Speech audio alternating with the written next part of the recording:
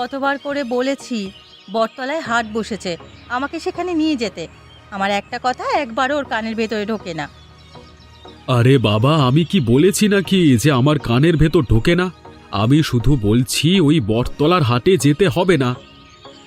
যেতে হবে না কেন? কি সমস্যা? আমি যাবই যাব, আমাকে তুমি আটকাতে পারবে না। এবার কিন্তু বেশি বেশি করছো। মেয়ে মানুষের হাটে গিয়ে কি লাভ? ওখানে তোমাদের কোনো কাজ নেই, তার উপর আবার তুমি বাড়ির বউ। বাড়ির বউ হয়েছে তাতে কি হয়েছে? বাড়ির বউদের হাটে যেতে হবে না? আরে বাবা, আমি এর আগে কখনোই হাটে যাইনি, তাই এবার হাট দেখার শখ হয়েছে। ঘরের বউয়েদের এত শখ থাকতে নেই। শখ থাকলে সেটা ঘরের মধ্যেই পূরণ করতে হয়, বাইরে যেতে হয় না। গ্রামের লোকজন কি বলবে? গ্রামের লোকেদের কথার জন্য আমি আমার শখ পূরণ করব না? এটা তুমি কি বলছো? আজ তোমার ঘরে খাবার বন্ধ। এটা তুমি কি বলছো? খাবার বন্ধ করলে খাবো কোথায়? কেন? আবার গ্রামের লোকেদের কাছে গিয়ে খাবে? তাদের কথা শুনতে পারো অথচ খাবার খেতে পারবে না। আমার ঘরে আজ খাবার খেতে আসবে না, এটাই শেষ কথা।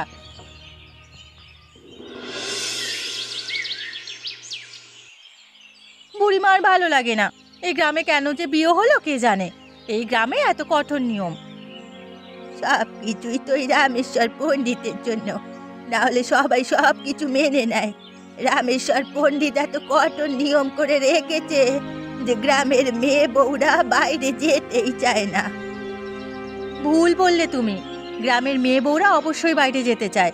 চার দেওয়ালের ঘরে আটকে থাকতে তাদেরও ভালো লাগে না। যেতে পারে না রামেশ্বর পণ্ডিতের কঠোর নিয়মের জন্য। সেটা নয় বুঝলাম, এখন তোর কি হয়েছে সেটা বল। তুই হঠাৎ করে এইসব কথা বলছিস কেন? তোমার ছেলেকে কত করে আমি বললাম যে আমাকে একটু বটতলায় হাটে নিয়ে যেতে, কিন্তু ও আমার কোনো কথাই শুনলো না। উল্টে বলল গ্রামের মেয়ে বউদের হাটে যেতে নেই। কিন্তু আমার তো হাটে যেতে ইচ্ছে করছে। তাহলে ওকে বলারই বা কি প্রয়োজন? তুই আর আমি মিলে একটুখানি দেখে এলেই তো পারি। ওরা তো কেউ আর জানবে না যে আমরা হাটে গিয়েছিলাম। এত বড় একটা কাজ করে ফিরবো, যদিও কোনোভাবে জানতে পারে তবে কিন্তু একদম শেষ। জানবে কিভাবে? কোনোভাবেই তো জানার সুযোগ নেই। তুই আর আমি ছাড়া এ কথা কেউ জানবে না। কেউ যদি দেখে ফেলে তাহলে কি হবে? আরে দূর, এত ভয় পেয়ে লাভ নেই। এত ভয় পেলে আমরা যেতেই পারবো না। তুই যাবি কিনা সেটা বল। তুমি যখন বলছো আর তুমি যখন আমার সাথে যাবে, তখন আর আমি না বলি কিভাবে? চলো, তুমি আর আমি মিলেই যাই তাহলে।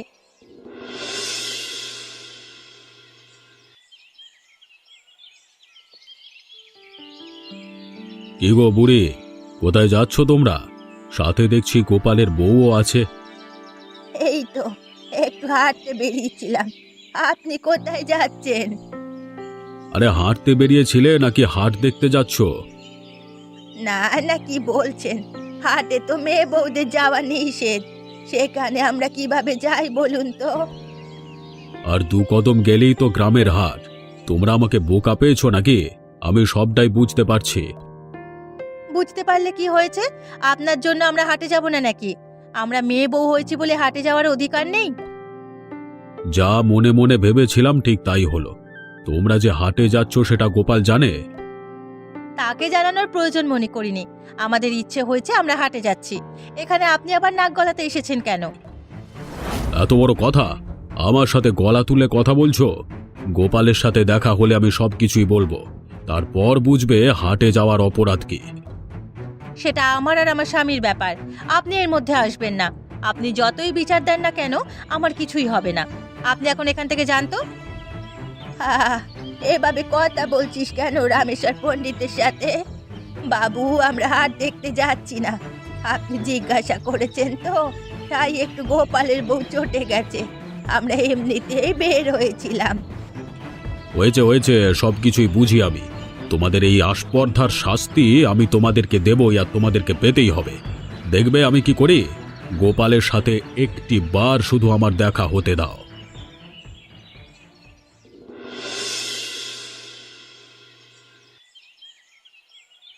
তোমার সাহস হয় কিভাবে আমাকে না জানিয়ে হাট দেখতে যাওয়ার? আমি তোমাকে কতবার করে বলেছি গ্রামের হাট দেখতে যেতে নেই, তবুও তুমি গেলে। তোমাকে কে বললো আমরা হাট দেখতে গিয়েছিলাম? নিশ্চয়ই ওই রামেশ্বর পণ্ডিত বলেছে। আমাকে যে জানানোর সেই জানাবে, কিন্তু তুমি আগে বলো তুমি কেন গেছিলে? আমি তোমাকে বারবার করে বারণ করেছিলাম না? এখন গ্রামের লোকেরা আমাকে নিয়ে নিন্দা করছে। নিন্দা করে করুক, আমরা তো আর হাটের ভেতরে যাইনি। ব্যাপারটা তুমি বুঝতে পারছো না কেন? আমরা দূর থেকেই দেখে এসেছি। দূর থেকেই বা দেখবার কি দরকার? এই গ্রামের নিয়ম কানুন তুমি জানো না? গ্রামের মেয়ে বউয়েরা বাইরের রাস্তায় পর্যন্ত বের হয় না, আর তুমি কিনা হাট দেখতে গেছিলে? ছি ছি ছি ছি ছি। এমন ভাবে কথা বলছো যেন আমি পরকিয়া করেছি। পরকিয়ার শাস্তিও বোধহয় এর থেকে কম হয়। নিজে দোষ করে এখন আবার বড় বড় কথা বলছো? ইচ্ছে তো হচ্ছে তোমাকে এ বাড়িতে না রাখি। কি বললে তুমি? এত বড় কথা তুমি বলতে পারলে আমাকে? আমাকে তুমি এ বাড়িতে রাখবে না? ঠিক আছে, সময় সুযোগ আমারও আসবে, তখন দেখিয়ে দেব আমি কে, আর আমি বাইরে গিয়ে কি করতে পারি। ওটুকুই পারবে শুধু? এছাড়া আর কি বা করতে পারবে বলো? তোমাকে আমি শেষবারের মতো সতর্ক করে দিচ্ছি, এরপরে যেন আর কোনো দিন তোমাকে বাড়ির বাইরে যেতে না দেখি। আমিও তোমাকে বলে রাখি, আমাকে এভাবে ঘরে তুমি আটকে রাখতে কখনো পারবে না।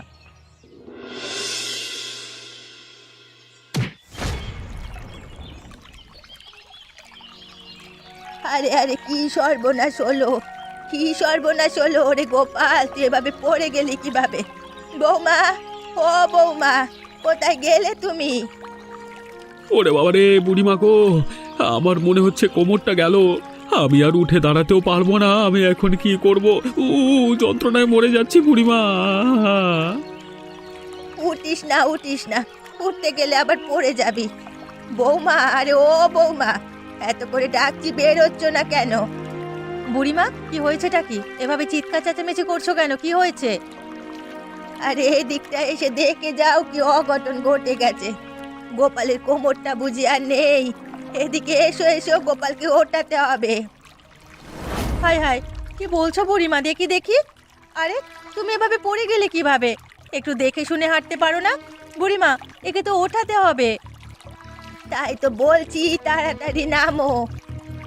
তুমি ধীরে ধীরে নামো, তুমি আবার ওকে ওঠাতে গিয়ে নিচে পড়ে যেও না, তারপর আরেক বিপদ হবে। আমি একা দুজনকে কিভাবে সামলাবো?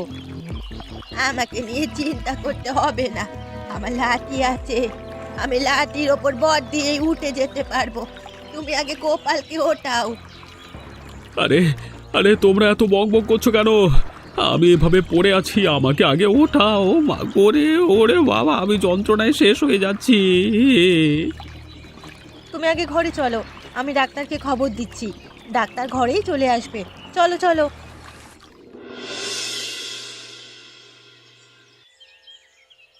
ওগো, এখন আমি কি করব বলো তো?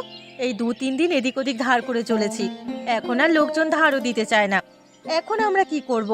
ঘরে খাওয়ার মতো কিচ্ছু নেই।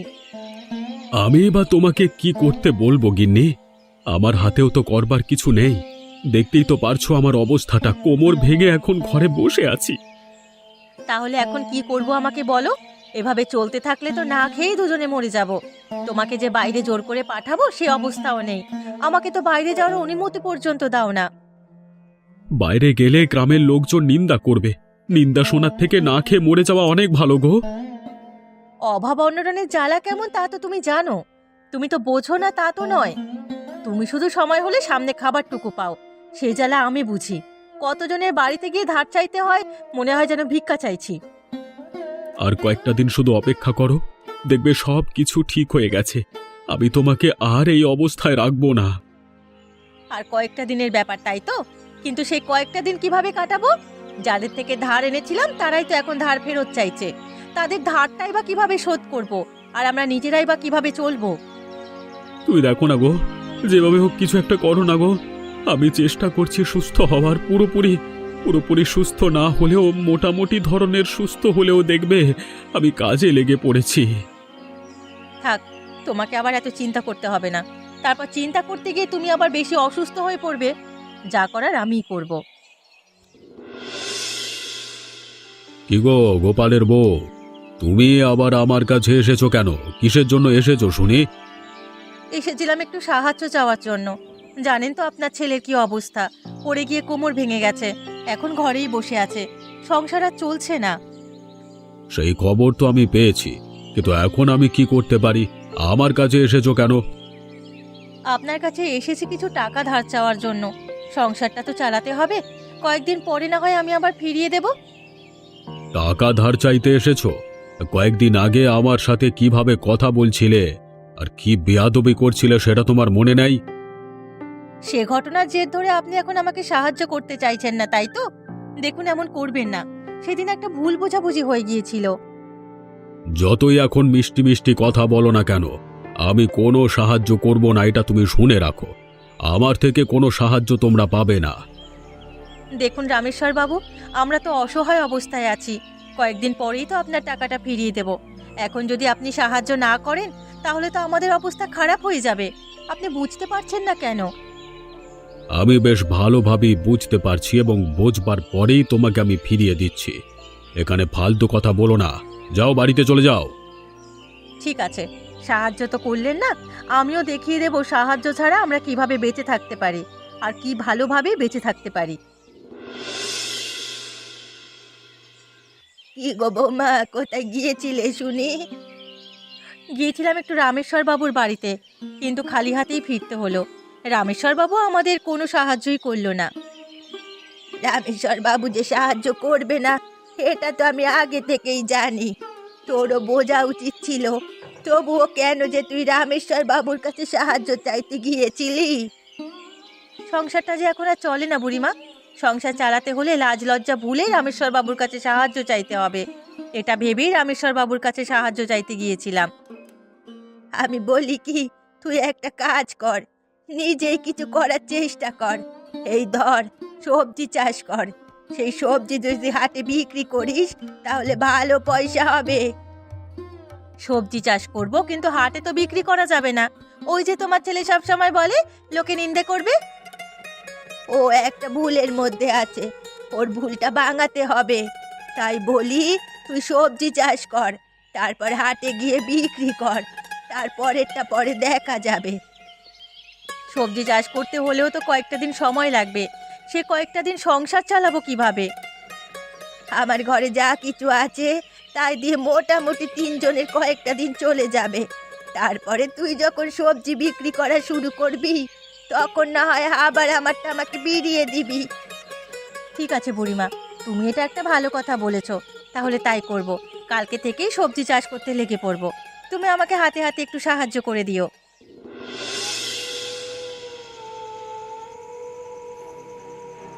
শোনো, আজ গিয়েছিলাম রামেশ্বর পণ্ডিতের কাছে, কিন্তু তিনি আমাকে সাহায্য না করেই ফিরিয়ে দিলেন। দেখলে তো, গ্রামের লোকজন যারা তোমাকে নিয়ে নিন্দা করে অথবা যাদের কথার ভয়ে তুমি কোনো কাজ করতে চাও না, তারাই এখন তোমার দুঃসময়ে দূরে চলে গেল। রামেশ্বর পণ্ডিত যে সাহায্য করবেন না এটা তো আমি আগে থেকেই জানি। তাহলে এখন সংসারটা চলবে কিভাবে? আমি বলি কি, শোনো, আমার মাথায় একটা বুদ্ধি এসেছে। আমরা সবজি চাষ করতে পারি, সেই সবজি আমরা হাটে গিয়ে বিক্রি করতে পারি, তাহলে কিন্তু হয়। হাটে গিয়ে বিক্রি করবে? না না না না, এটা আমি মানতে পারলাম না। হাটে গিয়ে বিক্রি করবার কোনো দরকার নেই। আর এসব সবজি চাষ করারও কোনো দরকার নেই। যেভাবে সংসারটা চলছে সেভাবেই সংসারটা চলুক। তুমি একটু বেশি বেশিই করছো। সংসারটা চলছে কিভাবে? তুমি আমার কষ্টটা বোঝো, বোঝার চেষ্টা করো। আমি কিভাবে সংসারটা চালাই। সবকিছুই আমি বুঝি, শুধুমাত্র তুমি কয়েকটা দিন সংসার চালাচ্ছ, বাকি সারাটা বছর আমি নিজেই তো সংসারটা চালিয়ে আসছি। ওই আমার তো কোনো সমস্যা হলো না। তাহলে তুমি বলছো আমাকে সবজি চাষ না করতে আর হাটে গিয়ে বিক্রি না করতে, তাই তো? হ্যাঁ সেটাই, আমি তোমাকে কোনোভাবেই এ কাজ করতে দেব না। ঠিক আছে ঠিক আছে, এত চেঁচামেচি করার কোনো দরকার নেই। তুমি যখন বলছো আমি এ কাজ করব না। তোমাকে আমি ভালোভাবেই চিনি। আমাকে এত সান্ত্বনা দিয়ে ঠিক দেখা যাবে তুমি এ কাজ করতে লেগে গেছো, কিন্তু আমি তোমাকে সতর্ক করে দিচ্ছি, এমন ধরনের কোনো কাজ তুমি করবে না।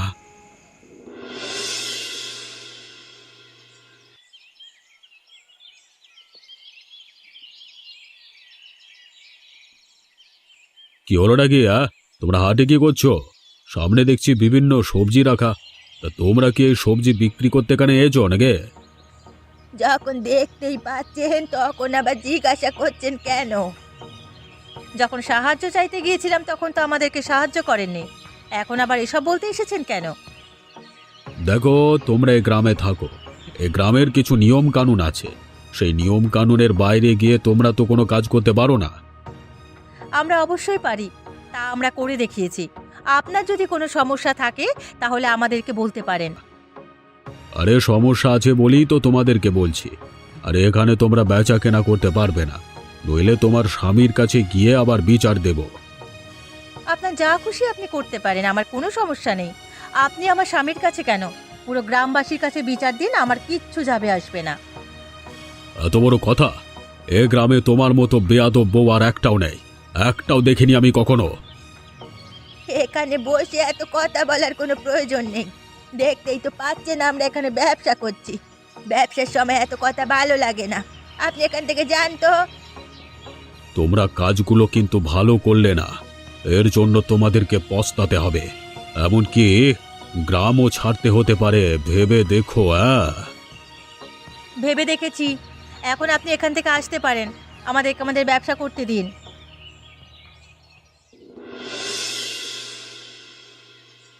গোপাল, ঘরে আছো তুমি? বাবু, ঘরেই তো আছি, কিন্তু বের হতে পারবো না তো, আমি তো অসুস্থ। এ কারণে আপনারা দয়া করে যদি একটু ঘরের ভেতরে আসতেন। দেখো গোপাল, তোমাকে আমি খুব ভালোভাবেই জানি। এতটা বছর তুমি আমাকে ভালোই সম্মান করে এসেছো, কিন্তু তোমার বউটা এত বেয়াদব কেন বলো তো?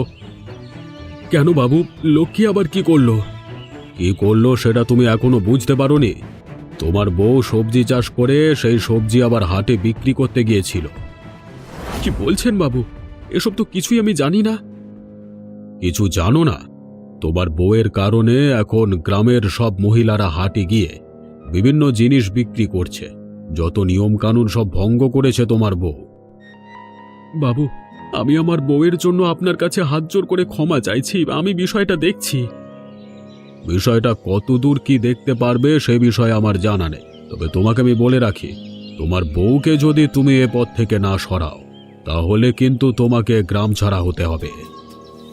আমি আপনার কথা বুঝতে পারছি, আমি আমার বউকে সামলে নিচ্ছি, আপনি কোনো চিন্তা করবেন না, আর কখনোই আমার বউকে হাটে দেখবেন না। কথাটা যেন মাথায় থাকে। তোমার বউয়ের কারণে গ্রামের সব মেয়ে বউরা নষ্ট হয়েছে, এখন আবার নতুন নিয়ম কানুন বানাতে হবে। যত সব আমাকে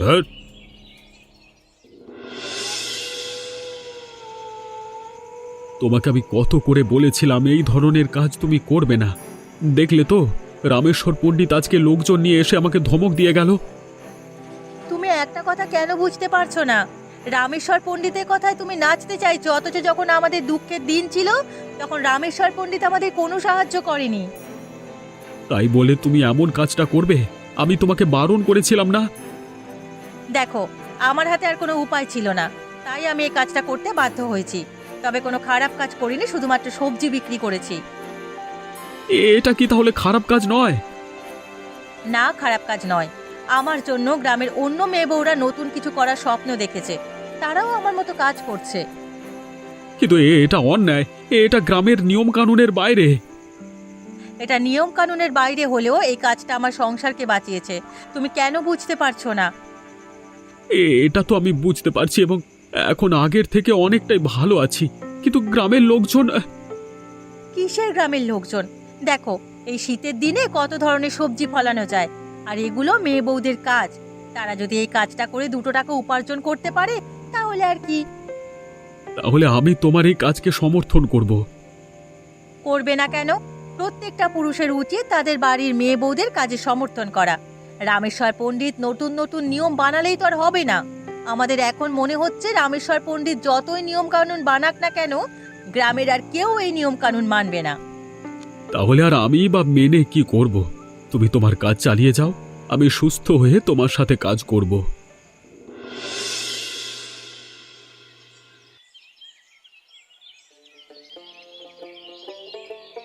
দেখলে তো, এই হাটে পুরুষের থেকে মেয়ে লোকের সংখ্যা বেশি, এবং তারা প্রত্যেকেই কোনো না কোনো কাজ করছে। সেটাই তো দেখতে পাচ্ছি, দেখেও বড্ড ভালো লাগছে। এখন প্রত্যেকটা গ্রাম অথবা শহরের দিকে মেয়েরাই কাজ করে থাকে। আমাদের গ্রামটাই পিছিয়ে ছিল শুধুমাত্র ওই রামেশ্বর পণ্ডিতের কারণে। গোপাল, তোমাকে আমি বিচার দিয়ে এলাম, তুমি আমার কথা না শুনে এখন দেখছি তোমার বউয়ের কাছে হাত লাগিয়েছ।